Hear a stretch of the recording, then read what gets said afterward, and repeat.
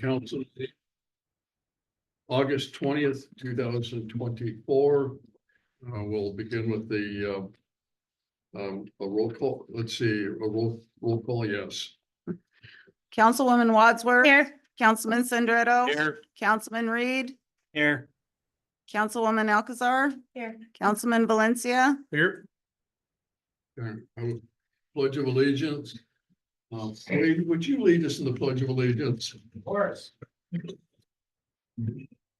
allegiance to the flag of the United States of America and the republic for which it stands, one nation, under God, indivisible, with liberty and justice for all.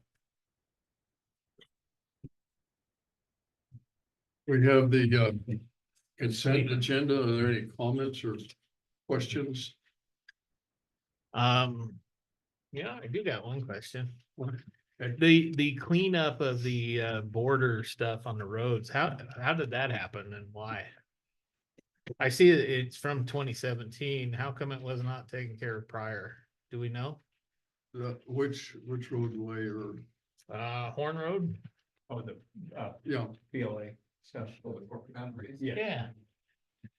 What was the deal there? That was to the microphone. I'm not sure why it hasn't happened sooner, but I know we had a discussion with the county earlier, well, late last year about incorporating those into our city boundaries, those two streets. I saw something stated 2017 on the one. Maybe that's just a clerical error, something Okay. that we've missed, because it was a template that the county had provided to us, and then we used that and Okay. edited it. So, but no, it's not from 2017. We just Okay. started this last year. All right, So, that's all. Motion to approve the consent agenda. For a second. all in favor? Sandra, aye. Wadsworth, aye. Valencia. Reed, aye. Alcazar, aye. Motion passes. We have approval of agenda on here. Any questions on approval agenda or any items we need to add? Is there not enough? Well, Is there not enough on there? there's, yeah, there's, no, not enough. We're okay. Motion to approve the agenda is written. I hear a second. Second. All in favor? Sandra, aye. Wadsworth, aye.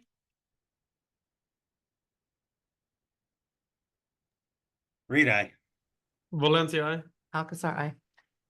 Agenda is approved. Visitor comments. This is strictly for non-agenda items. Any comments that would like to be made need to be limited to 3 minutes. Quick question. On this, on the regional thing, are we gonna get to speak on that?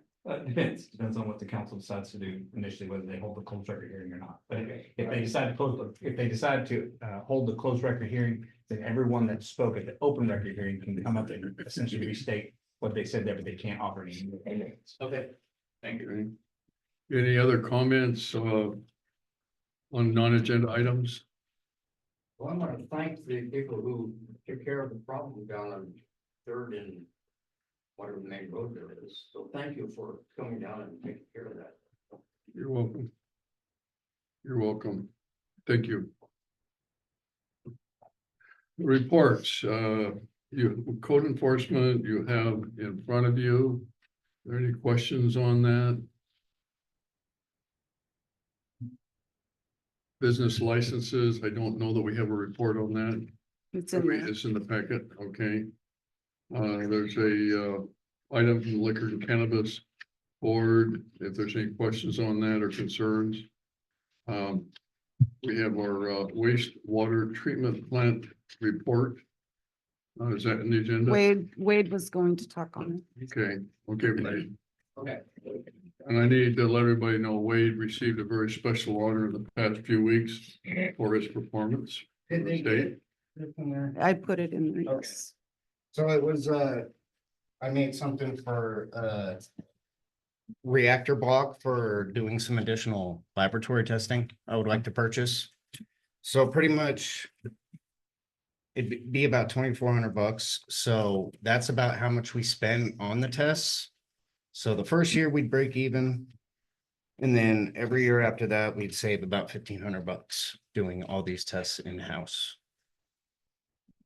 Okay. So I'll ask the questions, record keeping, you got a plan for that? Oh, yeah, I have to. Okay. It obviously costs something for the testing, so Yeah, right here. what's our supply going? Yeah, but what's the projected increase over the years coming ahead? I don't have anything specifically. That's how much it costs right now. I have it in front. Okay. Who's doing the testing for us currently? I just switched labs to save money, and that's Lab Test out of Yakima, so. And that was the cheapest lab I could find. Okay.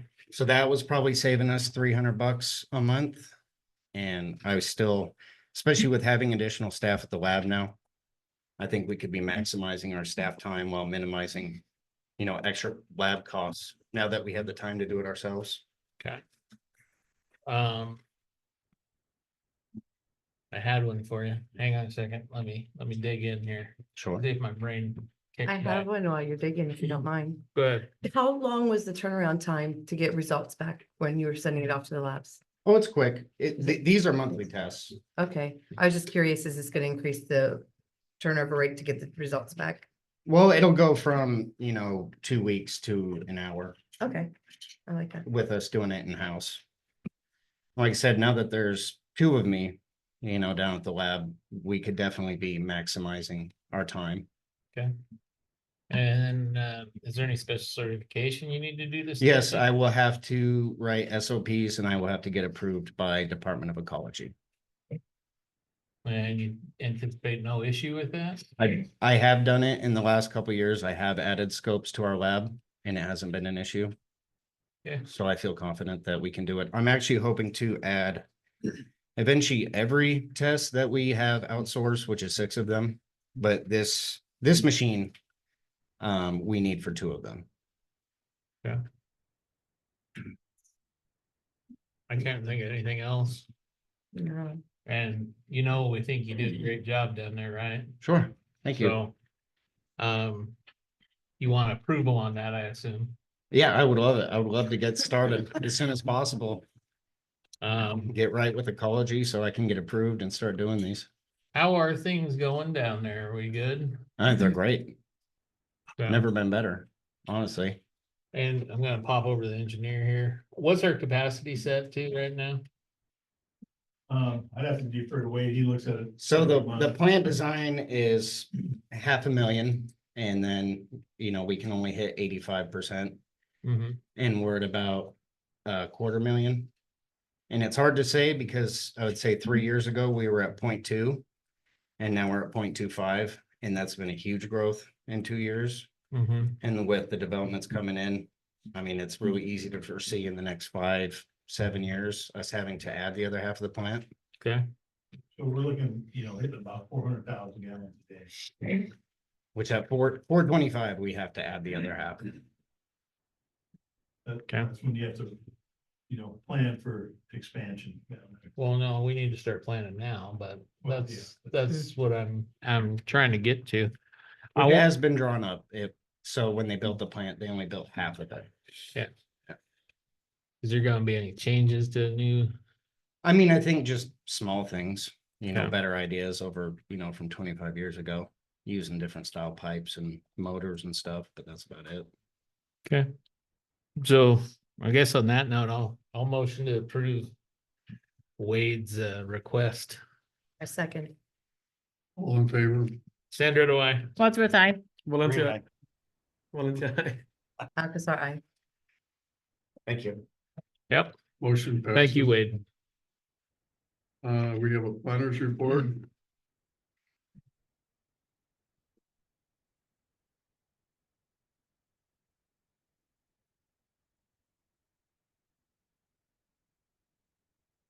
Good evening, Mayor Burton, council members.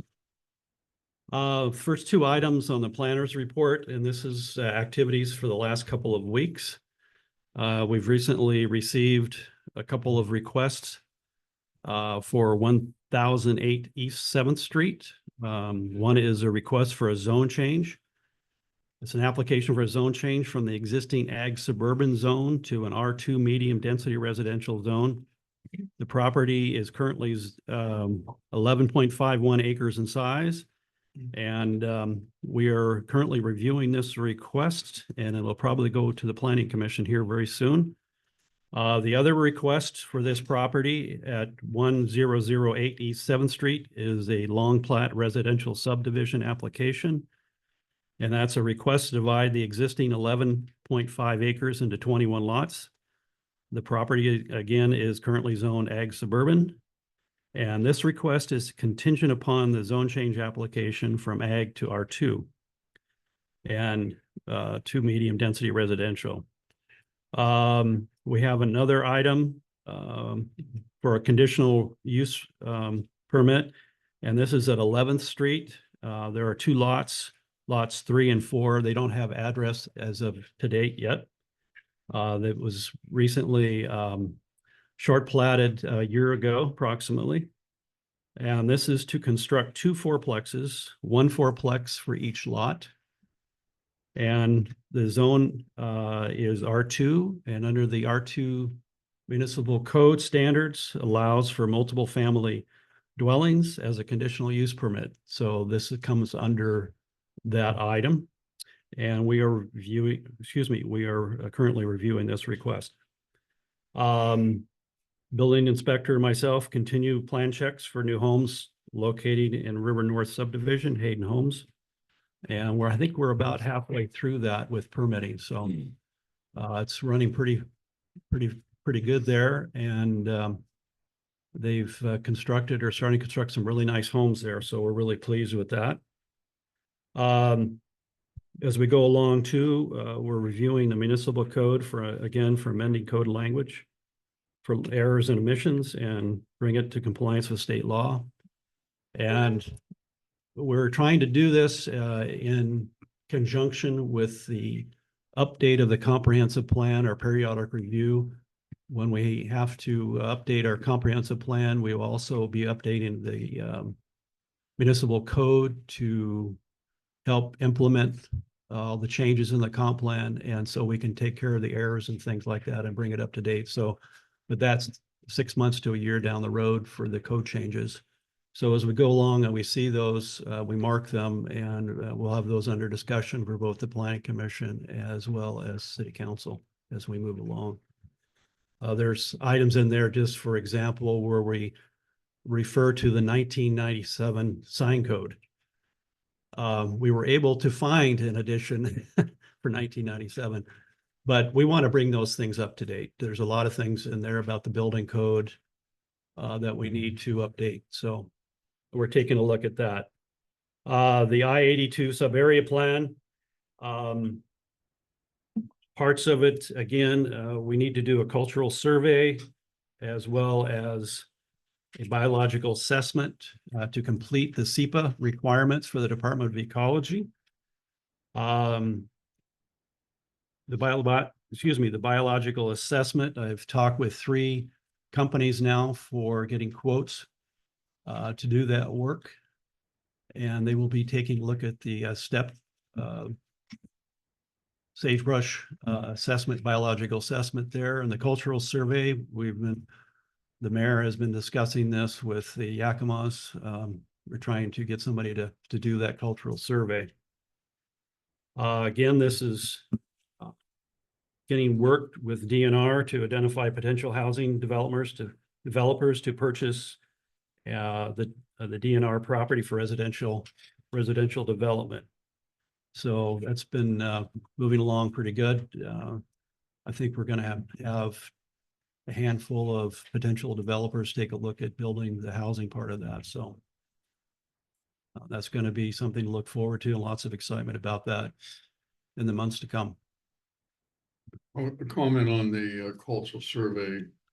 DNR's position has been that they wanted to retain that in-house, have their in-house staff do it. In the meeting with them this afternoon, they acquiesced and agreed that the city could employ the Yakima Nation to do the survey.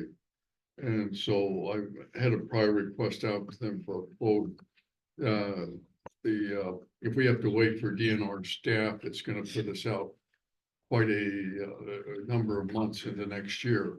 If we can finish the biological assessment and the cultural survey, that would put this in a position to take it for DNR to take it to auction. And so far, most of the developers looking at it are under the understanding they're gonna have to cover the infrastructure expenses and that to do it. And DNR's agreed that if we only end up with 2 bidders on it, they'll sell it to the highest bidder. We've had some meetings with some of the developers, one in particular. They even showed up with a plating all laid out on it already. And there's some very interested, big developers interested in developing that whole project.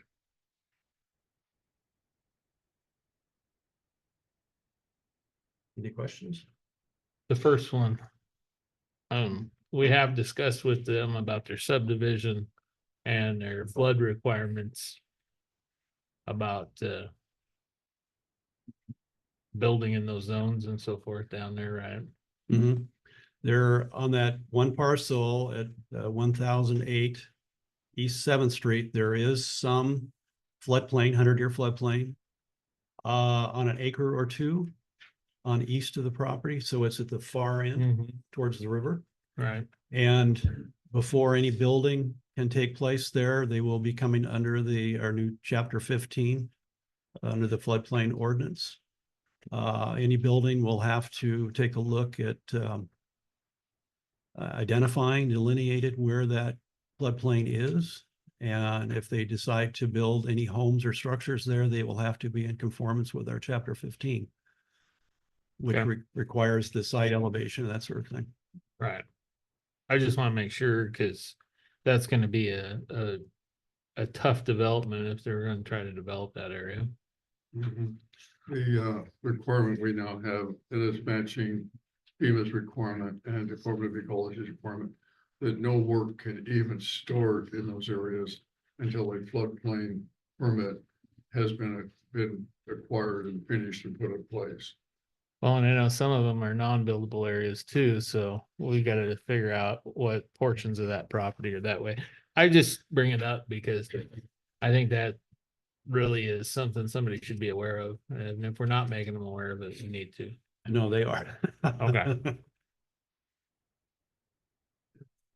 Any questions for George? Thank you, George. Appreciate it. We have an engineer's report.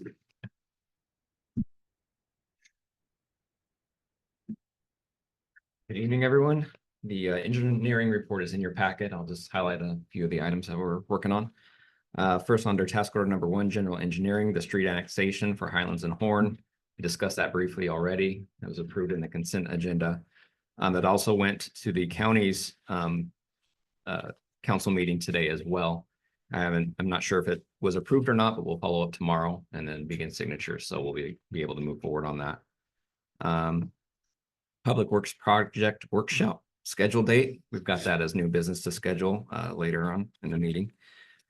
Task order number 4, Railroad Bridge NEPA, bridge purchase sale application. So we did submit the sale agreement to Union Pacific in the amount of $100,000 as we had agreed. They came back asking some questions as to how we came up with that price. So researching someone to appraise the bridge for us, getting some numbers on that to see if it's worth moving forward on that. And then I also know that Mayor Burton had a discussion with the county regarding the bridge and access on the other side. So we're kind of waiting and holding on that until the mayor gets some things clarified on access on the other side. But at this point, they sound open to it. They just want to know how we came up with the numbers. And part of that will be when I submitted the application, I showed lots of pictures of the bridge in its current condition. The fact that people are accessing the bridge, vandalizing the bridge, the fact that there's rotted timbers up there and someone could severely get hurt. The fencing is cut. So I'm hoping all of those things will help sell our case. Also, we know that it has lead-based paint. That's part of what we will be providing to them as justification for the price. And as we gather more information, we'll use that as well. So Task order number 6, a correction on the third bullet point. Project completion there is actually December 2024, not 2023. Fortunately, it's not already done. Task order 13, reservoir tank repair. We did submit a grant application to the Hanford Area Economic Improvement Fund. They have a board meeting next Monday to discuss this, and then they'll follow up with questions, but feel pretty good about that one, that we will possibly get awarded that. We requested $100,000 for that application as well to repair the reservoir. Task order 14, sewer relining. We are posting the sewer cleaning and camera inspection bidding tomorrow, so we can get that bid out, and applying for the application to have a tech team meeting at the IACC conference in October, where we can meet with the jurisdictions and try to see if they can come up with some options to obtain funding to do all the relining at one time instead of piecemealing it a little bit a year. So working on that as well. Task order 16, boat launch power and lighting. The light poles are installed. We're just pending final closeout on that grant application, our grant. Task order 19, grant assistance, the TIB grant. We were able to submit that on August 9th. And that does also check off three of the items on our 6-year street and transportation improvement plan. So we're gonna, if we get awarded that, we'll be paving Dale Avenue, the east end of Carroll Avenue, and widening and repaving the 9th Street Kitty kind of corner up in that area. And then also this is not on the bullets because I just got notification yesterday, but I had contacted the county about using some 09 funds to widen Della Avenue and put sidewalks in there between 7th and 9th. And he did respond saying that sounded like a promising project and go ahead and put an application in for it. So we'll be working on that as well to get Della developed.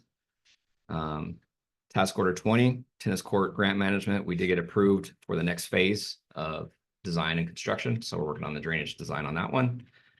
And I guess that's everything I have. Any questions or comments? All right. Thank you guys. Thank you. Thank you. Yep. Do the sheriff's reports in the packet in case you have any questions, or in the sheets or on your.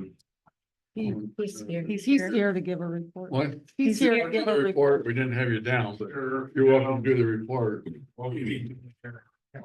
Yeah, I apologize for getting that in late. We've got several moves within the office, and our former clerical sergeant, she took a position as a deputy. So with her moving out to patrol, we promoted another clerical personnel to a sergeant, so she's trying to learn the tasks. And I spoke with her yesterday about that, so we will try to get those in on a timely manner. It's good for us for the sheriff's office. We have a lot of movement. You know, one thing I'll kind of brag about with Sheriff Croskery is when he took office, we were 14 positions down with the patrol deputies. And as of just a few days ago, we hired our last vacancy. So the sheriff's office is fully manned with deputies. You know, unfortunately, I still got guys going to the academy, so they're not out on the road, but we do have a younger department, so you guys will see a lot of new faces out and about if here in the community. We also just recently promoted a couple more individuals. Corporal Suarez was promoted to patrol sergeant, so he's going to take over his own crew here in Benton County. And then Detective DeMeyer was promoted to corporal. So we're continuing to grow, continuing to build. So again, like I said, you'll see a lot of new faces out and about just with the growth that we're having within the sheriff's office. But with that, for July, we had 302 calls for service, which is doubled from the same time a year ago. Again, though, we went from 17 case offenses in 2023 to 39. So it's steady. It's been steady the last several months with calls for service. But we've also been maintaining traffic enforcement out here. We had 10 infractions and 3 DUIs during the month. No major incidents to report. Again, I always happy to say that when we show up to these meetings, we haven't had any major incidents. we're gonna continue to be out here patrolling, just like we are the rest of the county, so. With that, I'm willing to answer any questions if you guys have any. Nada. Yeah. I did see your guys out at the National Night Out. That was Yeah. nice. Yeah, no, we really enjoy doing that. We partook in the one here in Benton City and also the one at Prosser. I know Benton City Days is also coming up next month, so I'm working on having a couple extra deputies in the city as well, just for that weekend. Just focus on the event itself, make sure the families can come in and have fun and everybody's safe. Good. Appreciate you. Thank you. Thank you. Officer. Thank you. Thank you, Mayor. Councilman committee reports. Since our last meeting, I attended the Ben Franklin Transit Board of Directors. Nothing spectacular, a lot of union negotiations. We are hiring a new director. Which should have happened today. But I was unable to attend that meeting at 1 o'clock, so. If that went through, we should have a new general manager over there. But other than that, nothing to report from that event. Thank you. I have nothing at this time. Nothing. Bill? Nothing. Okay, only have a couple of items. I went to the Chamber of Commerce meeting planning for Benton City Days. Sounds pretty exciting. Lawnmower races back again. The other item, with the revitalization organization, getting in the disc golf set up. We're gonna have sufficient funds to fund that from outside the city, and that should be going in once we have that final zone approval on that area. That'll be really a championship course.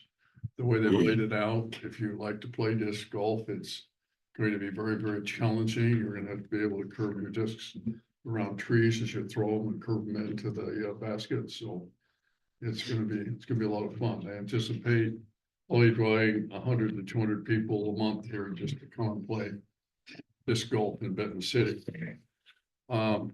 Continuing on, public hearing, we have a zone change application request. It is currently classified as a closed public hearing. We'll have comments from George, and then we need to make a decision if we're gonna open it up to public comments. Let me read the script real quick, just so that because it's a quasi judicial matter. So this is a quasi judicial hearing for a proceeding to render final decision on the materials that are presented. It's defined as a proceeding in which the council defines the legal rights, duties, privileges, or specific parties in a hearing, proceeding, or other contested proceeding. The appearance of fairness doctrine applies, and the hearing must be fair in 3 respects: form, substance, and appearance. All council members should consider whether they have potential conflicts as follows: A, a demonstrated bias for or against any of the parties; B, any direct or indirect financial interest in the outcome of the proceeding which would affect the council members personally; C, whether there has been any prejudgment of the issues prior to the hearing of the facts; and D, whether there has been any ex parte contact with anyone other than staff prior to this hearing. Any other conflict, and finally E, any other conflict which council member believes would prevent them from hearing this matter fairly and impartially. If a council member has any of these concerns or disclosures, now would be the time to make them known. Any, Hearing none. Are there any members of the, are there any members of the public seeking to disqualify a member of council from participating in these proceedings? Hearing none. If a closed record hearing is decided, or if it's decided to have a closed record hearing, no new evidence may be presented. Only those who participated in the open record hearing in front of the planning commission may testify, and arguments must be summary only and not offer new evidence. So essentially, the decision tonight, the way it's noted up is that it's noted up for a closed record hearing if you decided to go that route because of the delay that it's taken. So you still have the choice. If you decide that you want to move forward with that, you can hear the presentation, you can hear the recommendation of the planning commission, and then at that point you have a decision. You can either decide to move to a closed record hearing, which has been properly noticed, so you could review the record and then make a decision after that, or you can make a decision prior to that. But at this point, that we're, at that point yet where you have to decide if you want to move forward with the closed record hearing, which is just a fancy way of saying all the record that was taken at the planning commission is in the packet. And so you've been able to see that, but at the same time, you could discuss that. And then you would also need to allow folks who testified at that open record hearing to restate their arguments here. So a little complicated, but yeah. So I think the first thing is to do the presentation and then get the recommendation, then you can decide what's next. George, Okay, thank you, Mayor. Tonight is a proposal to change a zoning designation from ag suburban to R2 medium density residential. The file number is ZC 24-1. The applicant, excuse me, Paul, for announcing your last name, Paul Lavrentiev. Close, I hope. The address for the requested change is at 306 East 6th Street. Parcel number is county parcel number is 1189740400020001. Property size is approximately 1.4 acres. The land use out there is residential with some ag. The zoning is ag suburban. Comp plan designation is residential. The summary, this application proposes to change again the zoning designation for one parcel located on the east side of 6th Street in Benton City. The subject parcel is currently zoned ag suburban, and the applicant is proposing to change the zoning to R2.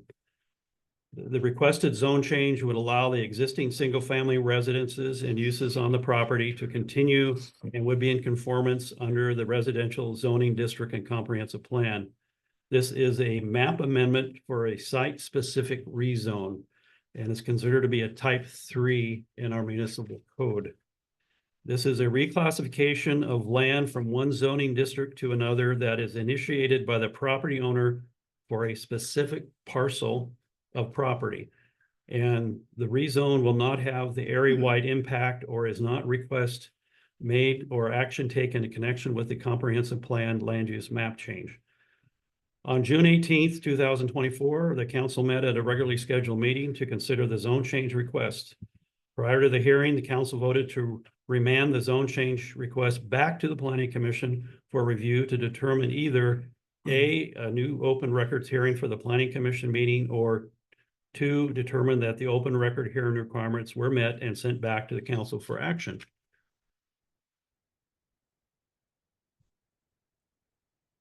Further, standards and sections of the municipal code that we review this application by is Title II, Division 5, Administration Procedures, and Chapter 2.7, Land Use Administration, as well as the Title 20 Zoning Code, Chapter 20 again. Findings of fact. Again, this is zoned ag suburban, and the request is to R2. Went over the address and the parcel number.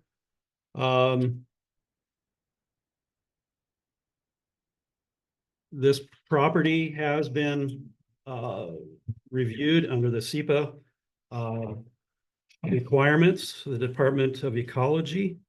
This was sent out, and there was no we never received any letters of recommendation or requests at all from any of the organizations that we sent out to or were noticed. The comprehensive plan designates this property again for residential development. Policies of the comprehensive plan encourage the advancement of home ownership and suggest the city strive to maintain a variety of housing for residents. In particular, Policy 4 encourages the development of affordable housing for all residents. Policy 5 encouraged residential development near single-family neighborhoods that support increased density. Also included in your packet are the zoning maps. Also the list of property owners within 300 feet. The folks were all re-notified in accordance with the code. There was also a a sign in front of the property that would be considered for the zone change. So I believe all the notification requirements were met. And we're here for the rest of the meeting, for the hearing. So at this time, the rezone, or so the recommendation from the planning commission has been to approve. That's a part of the findings of fact. So at this point, council would have to decide if they want to accept the planning commission's recommendation outright, deny it outright, determine deny or accept with conditions, or move to the closed record hearing, and then you would need to then make a subsequent decision after that. So you don't have to go through the closed record hearing process if you don't want to. It is noted up so that you could do that and move forward with that if you wanted to explore it further, or you can accept the planning commission recommendation, or you could also deny it. Either way, one of the things that's going to have to happen is, because this is a zone change and we're changing the map, we have to do that, and that is done by ordinance. And since we're going to be amending that, the only way you can do that is by another ordinance. So really what we're needing is to know what the council decides to do tonight, so that we can come back with the ordinance to have you approve either to accept the zone change or to deny it. If you did come back or didn't want us to draft an ordinance to deny, you would need to come up with your own findings of fact. So the findings of fact that are currently in here are established by the planning commission through the open record hearing process. You would need to determine your own findings of fact, and we would need to know what those are, obviously, to be able to draft that ordinance to deny the rezone. But at this point, it really is up to the council to decide whether they want to move forward with the closed record hearing or to accept the planning commission recommendation or to deny it, at which point we would then return with an ordinance to do either one of those options.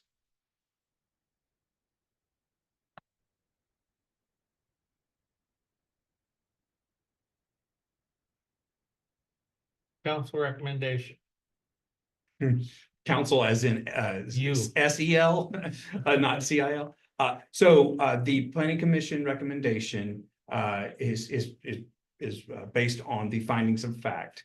The findings of fact are clear that it is in compliance with your comp plan, that it's consistent with your comp plan. In other words, you passed a comprehensive plan that had this designated to turn into this zone eventually anyway. So if you're going to, that doesn't mean you have to do it. It just means that that's what the intention was all along. And then now you're at a point where you have to decide if that's no longer the case. You can do that, but you would need to show essentially, and I'm sorry, I don't have my glass, but essentially it would be against public health and reasons that I believe it that are stated. But can you help me, George? It's public health and what's the first part of that it meets the standard. Essentially, it would be against public health and safety, and you have other requirements that you don't believe are met, and then we would have to draft findings of fact in an ordinance to be able to do that. I apologize, I can't read that, but yeah. So, but at this point, all of the findings of fact that the planning commission has referred to you support an approval.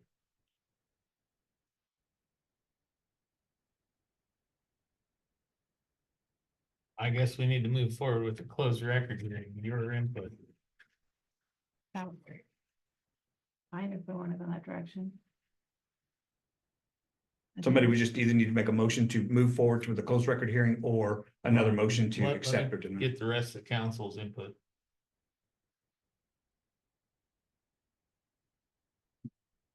I'm looking at you two. I know.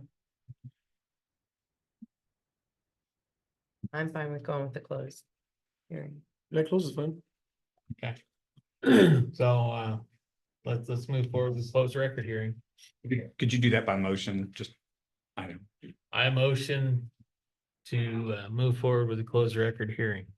Second. All in favor? Sandra, do I? Wadsworth, aye. Great eye. Valencia, Alcazar, aye. motion passed. Okay, so at this point now, you're holding the closed record hearing, and the people that spoke at the open record hearing would be allowed to summarize their comments, but they cannot offer new evidence at that time. So that's where you're at, and then at the end of the hearing, you can decide what your next step is. Okay. And I have a list of the people who spoke. Go ahead and call whoever's up first. Or if there's anybody here that wants to speak. Oh, I think there's a whole row. So. Well, 2 rows. So, I believe the way, and also the way we, planning commission, is that the applicant spoke first, so we should probably go in that same order. If the applicant wants to speak, I don't want to be presumptuous, so. okay.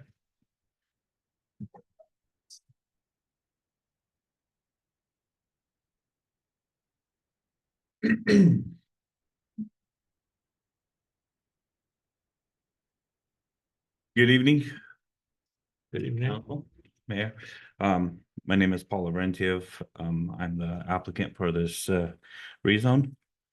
I do have notes, so my summary will be a little bit easier. So we're requesting a rezone from ag to R2. So some of these notes, switching the zone does not affect the use of the neighboring properties. In fact, it is the same zone as the properties across the street.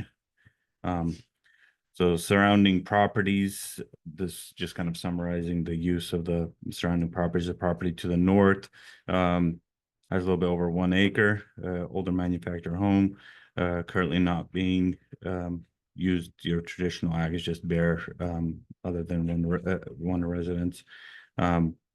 Property to the south, 1.2 acres, currently has 2 dwelling units, a single family, and then a ADU. Both properties are currently being used as a short-term rentals, Airbnb type. Property to the east, 1.2 acres, manufactured home, currently used what seems to be a small plantation. Properties across the street are currently zoned R2, same as our desired zone. One thing that I did know at the planning commission, there was a lot of conversation, assumptions, and a lot of the public comments were people who are against apartments. R2 apartments are not a permitted use. I'm sure there's special use permit or something that needs to be, but that's a whole nother process if that is a route that would I guess be permissible through R2, but it's not a permitted use outright.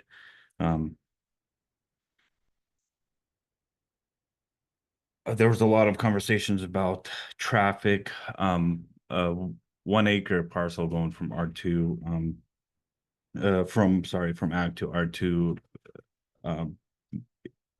that density, it doesn't really add traffic. From what I understood from the public hearing, there was a lot of concern about traffic on Babs there on the main road, and difficulty of getting onto the main road from some of the smaller streets, 6th Street, 7th Street. 7th Street is more of an issue than anything else, but again, that's more of a traffic issue on the main road, not necessarily the small local streets.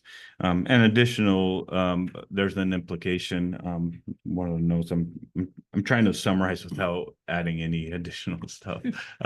So there's an implication, obviously with the rezone, there's implication of future improvement to a property. And I know there's a lot of concern from the neighbors about the condition of the roads, no sidewalks, the width of the road, how narrow it is in certain areas. And so obviously from the public comments, this is a step in the right direction to possibly have some improvement to that section of Benton City of 6th Street. So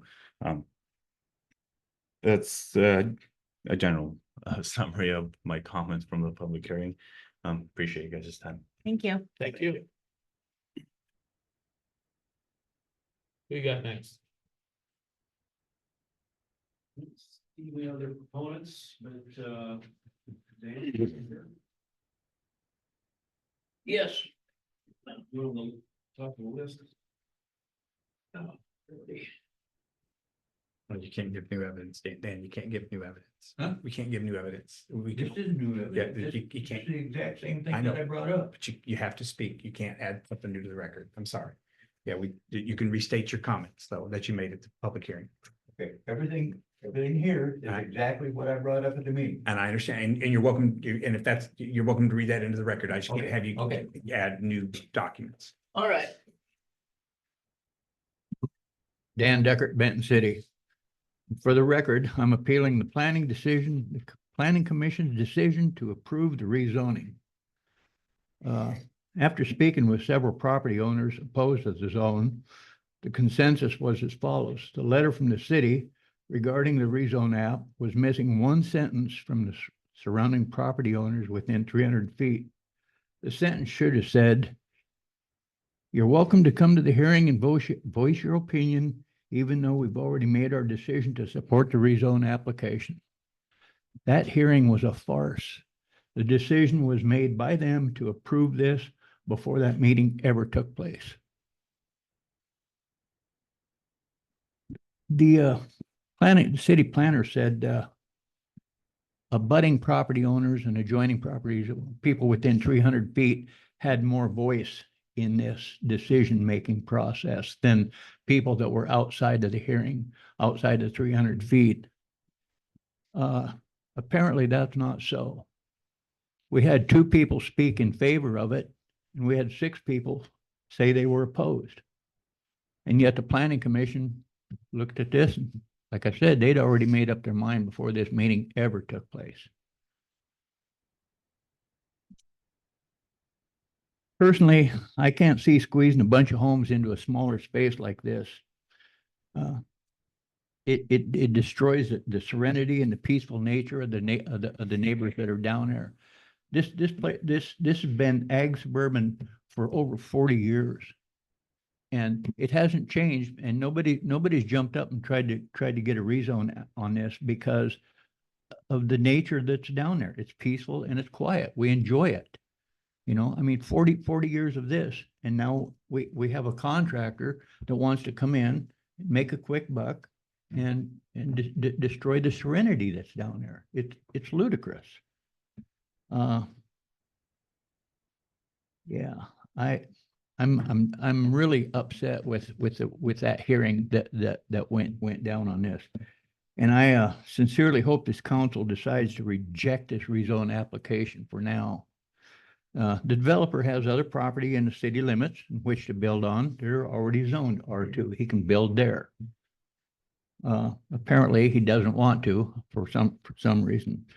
And one can imagine there will be a time in the future when I'm sure some of this ag suburban properties will be rezoned, or, you know, it'll be redeveloped in some manner or form. But myself and the rest of the neighbors that I've talked to have no desire to see any changes in this property, in this rezoning right now. We just don't want it. And I hope the council votes to stay this thing. Hey, 5 years down the road, 7 years down the road, things will probably change, and the property owners will at that point in time will probably be more, how should I say, more in favor of developing this. But right now we have a quiet area in the city, and we need to take, if we're honestly going to listen to the property owners with a meeting like this, then how about we listen to the property owners that spoke out against it versus a developer that just wants to throw some quick homes in there and make a buck. That's all I got. Thank you. We got a Mr. Larry Howell. Yes. Mr. Wow, that's very formal. Thank you. Larry Hall, 313 3rd Street. I'm voicing a opposition because I've lived there 47 years and we really like our serenity and the way it is. I'm not against going forward, and I know one of these days that people are going to want to move forward. Certainly not against this gentleman, just hoping that we could hold off for a few years. I probably only have a few more years, so I'd like to live them in serenity and quietness. We really appreciate our country and what we have done. I bought this I bought 5 acres 40 years ago. And I know I do have some for my kids, and I let them live there. And we have enjoyed being able to have our peace and quiet, and also have some livestock on our properties. So I hope that you will consider that. Maybe a few years down the road, we'll all be in favor of it, but this time I'm not. Thank you.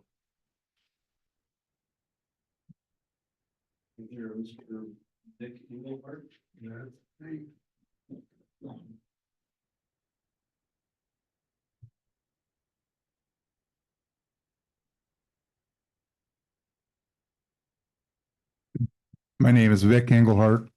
I've lived on the property there for 50 years and developed it by the city ordinance back then, 10,000 square feet. Now it's changed, which I said that at the other meeting. My biggest concern is the insufficient roadway there. And that the road is narrow. The maps show it like it's the same size wide as Bell, and it's not. Because the property owners on that side are using the land for their own use, right on the corner, which I explained the same thing. 3 or 4 fir trees on city property. In 1980, I was on city council.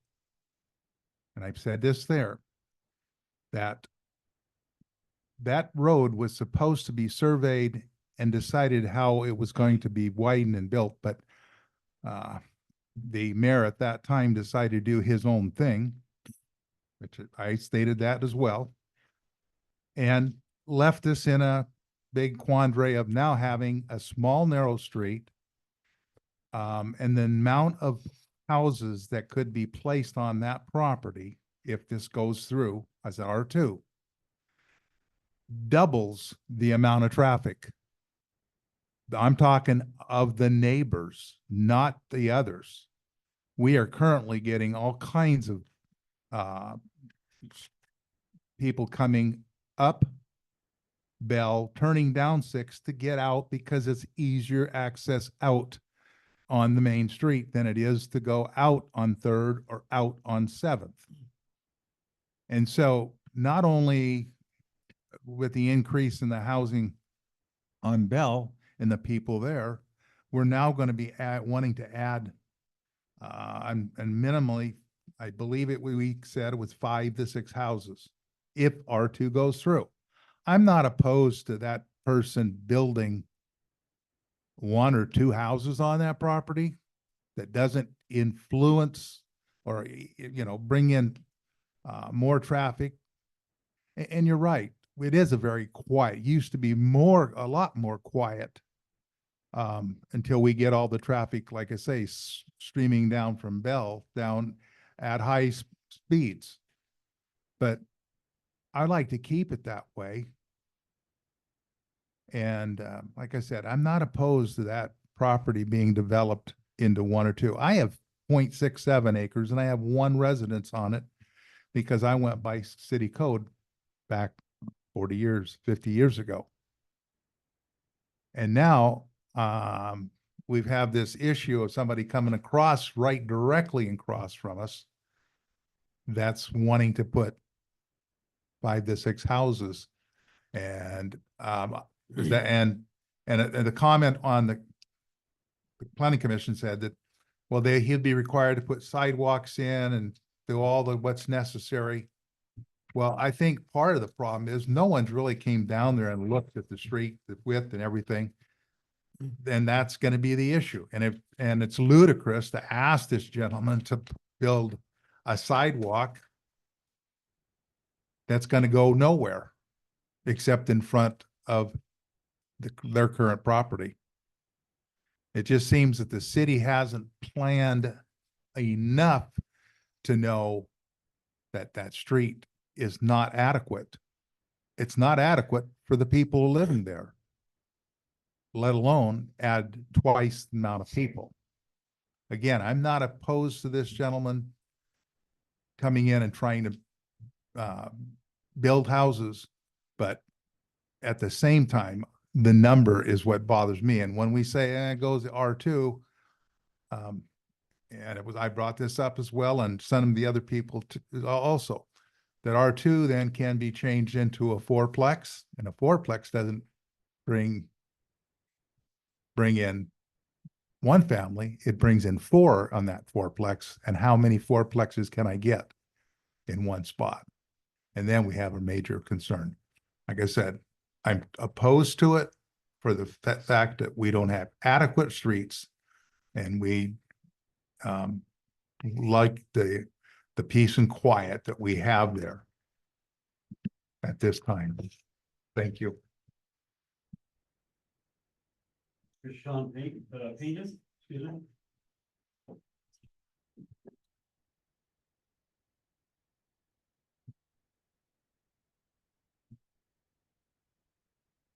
Sean Pena, 305 East Sixth Street. And at the planning meeting, I had several questions that had to do with law. I got my notice. I seen the board. The question I had was spot zoning.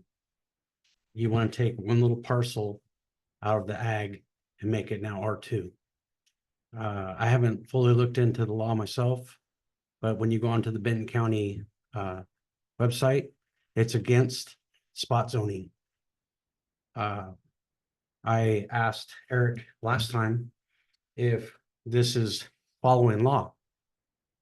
I did bring up the fact that the traffic, everybody tries to get out on the new road that you made all the way through on 7th, and they filter over to our street on 6th, and they filter over on 3rd, and trying to get on the main road to go to work in the morning is brutal.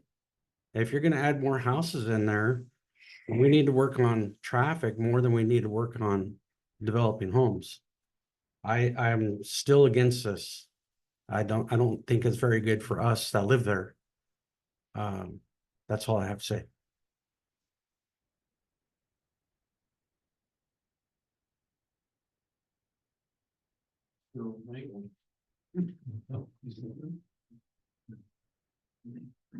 I believe that's All. all. Do we have anybody on Zoom? No, Randall got stuck with the high school, whatever's going on up there. okay. So she's not able to make the meeting, I guess, so. Okay, so that closes the testimony We're portion. close. Yep, that closes the testimony Hearing's portion. closed. Now that it's up for discussion, and I'm happy to try to answer any questions that any of the testimony may have talked to. I have a few that I can start out with if you'd like. Before we get started. Sure. No matter what's said up here, please refrain from outbursts. Okay? So my interpretation of the law, to clarify some points that were brought up, spot zoning is something that takes place in the middle of a particular zone that is surrounded fully. This is not spot zoning because it's across the street from an R2. It's also included in the comprehensive plan for the change.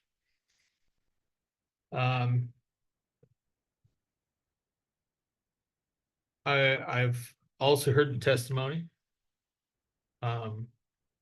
Conditional use permit would be needed for an apartment set. I speak for myself as my own personal opinion that I'm not going to do that to residential neighborhoods. Sorry.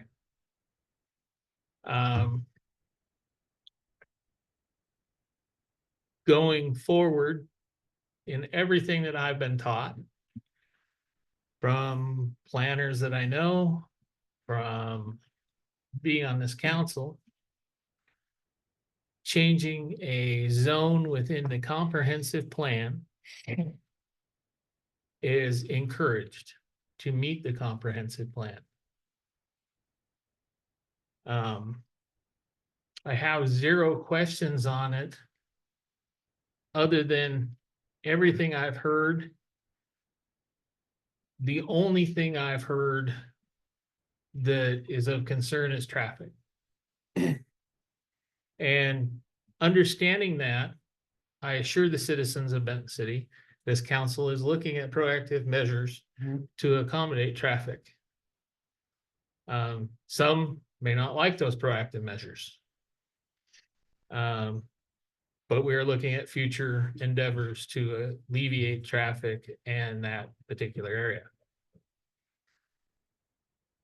Everything takes time. Everything changes. I appreciate everybody who spoke. But the council has to look at law. And that's my 2 cents on the whole statement. If the rest of the council would like to speak or say anything or inquire anything, please do so. I mean, obviously, we do need to address the infrastructure and making sure that we're keeping up with these neighborhoods that are not new developments and making sure that we have the walk paths and the street width and stuff like that. But I'm with David. I think, there's things that we have to do to move forward as a city. And that's kind of where I'm at on that. I moved here about 3.5 years ago now.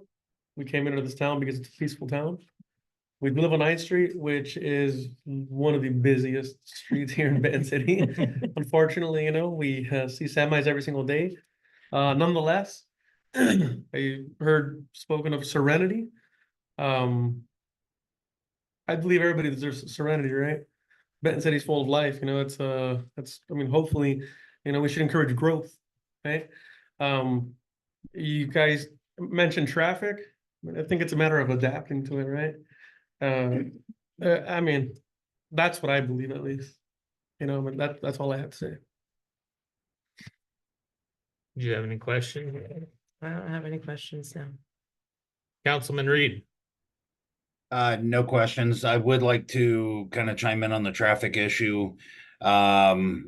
We promised the city, the members of the city, that we are diligently, consistently working on traffic revisions. Nathan spoke about a couple of options today. I know the city's in constant contact with DOT, and we are trying to find a way to get streets widened and sidewalks put in and feasible traffic.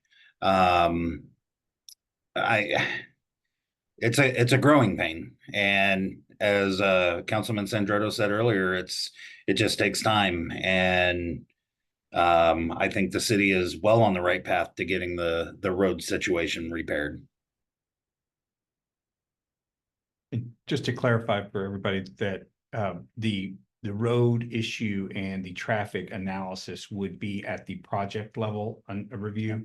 So that will be a whole separate process that will have plenty of opportunities for folks to assist with. I understand. I know the whole process pretty well now.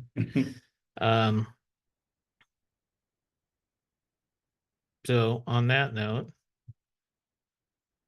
I'm not gonna make people happy, but I motion to approve the rezone change. Could we we need to amend the motion just a little bit. The way the motion is currently drafted, it's a motion to approve, but we would have to do it by ordinance. So I think what I need tonight is. I motion to approve the creation of an ordinance to approve the rezoning of the property at the location. That is technically correct. Second. I second it. All in favor? Sandretto, aye. Wadsworth, aye. Reed, aye. Valencia, aye. Alcazar, nay. Motion passes. Next item for discussion is a ordinance increasing the real estate excise tax. Did you want to make any comments on that, or? Sure. Okay. So essentially, this is an increase. There's the first 0.25 or is it 0.2? 0.025. Yeah, 0.025 is part of the real estate excise tax that the city receives through the counties for every land transaction. Most folks around here, we found out, our sleuthing mayor discovered where we're kind of the last of them. we were kind of the last ones hanging on and not taking advantage of the additional 0.25 that would be allowed for real estate excise tax when land transactions take place. Now, there are some specific differences between the first 0.25 and the second 0.25, and we'll have to really be making sure we're vigilant about that, because the projects that they can be used for are a little different. So essentially, you get to use the first 0.25 on pretty much anything kind of capital project you want, and then it narrows down for that second 0.25. But at the end of the day, Second 2.5 is capital projects only. yeah, so it's very narrow. So we have to keep it in a separate fund and those types of things. So this ordinance is just an attempt to be able to amend that. And we will have to make a change. We did spot, there is, looks like one typo that we're going to have to fix related to a code provision. So you'll see a change if you decide to move forward tonight on this. You'll see just a minor change between this and next time it comes back. But essentially, this is just a chance to catch up with lots of other folks, Prosser and who I forget who else, everybody. Richmond, West Richland. Yeah, so everybody. But yeah, so that's what the intent of this is, to add this to the additional 0.25 for real estate excise tax. Okay. Questions? Or Yeah, comments? I do got tons of questions. So who's paying this excise tax? The seller? Yes, so the seller, or no, is it buyers? The seller, the seller pays. Yeah, it. yeah, that's right, because when they sign the affidavit, that's right. Seller pays it. Okay. Sorry. So, Dan. so where this really plays in is especially new development, selling of the Any properties. real estate transaction. Yes, but where it really plays in for us today is all the new development. There's of course some hit to the longtime residents in the long term.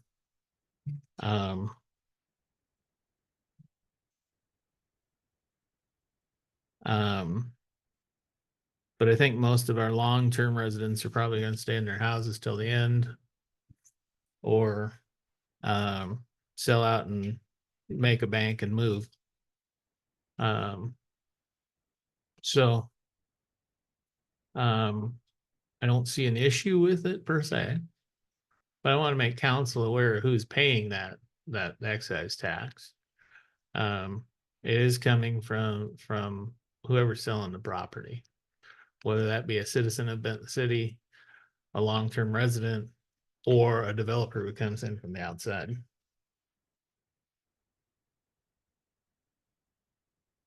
Anybody else got any discussion on that? Any other questions, comments? Yeah, just so we're clear, in 310-040, it talks about the taxes levied under this chapter is obligation of the seller and may be enforced through an action of debt against the seller or in a manner prescribed under foreclosure mortgages above. So yeah, it would be the sellers. There's a 5% excise tax on a sale. 0.005. Yeah, 0.05. So yeah, because it's point. So half a percentage. Right, Yeah, half a half, percent. 0.5. Thank you. 0.5%. Okay. I don't see any issues. Anybody else got any comment? Mm-mm. Councilman Reed? All right. Oh, I like being this guy. I move to approve ordinance 1066, an ordinance to amend the real estate excise tax. Second. All in favor? Sandra, do I? Wadsworth, aye. Reed, aye. Valencia, Motion passes. Do we have any unfinished business we need to bring up?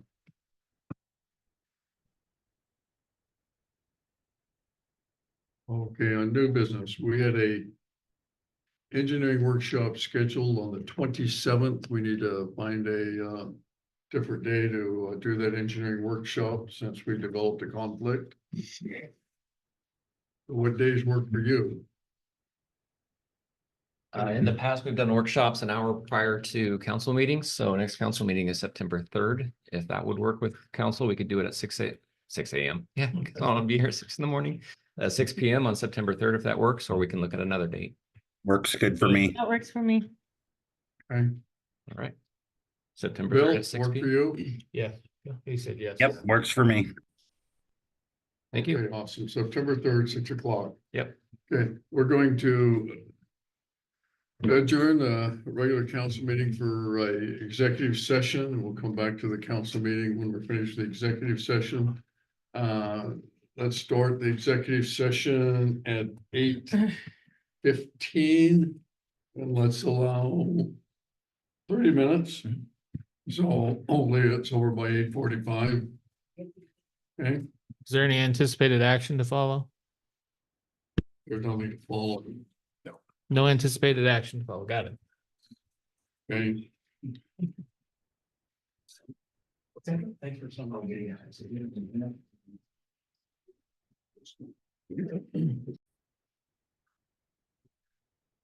Extending executive session until 9 o'clock.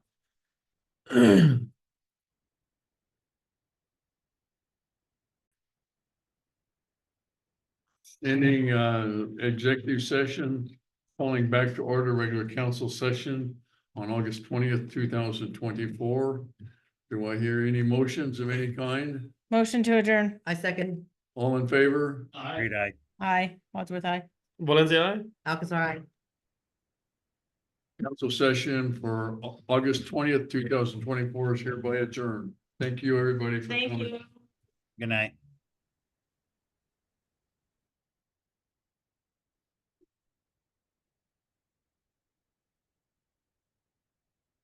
Lynn, shut your hearing aid off. Yeah, you're killing me. I was gonna say. Oh.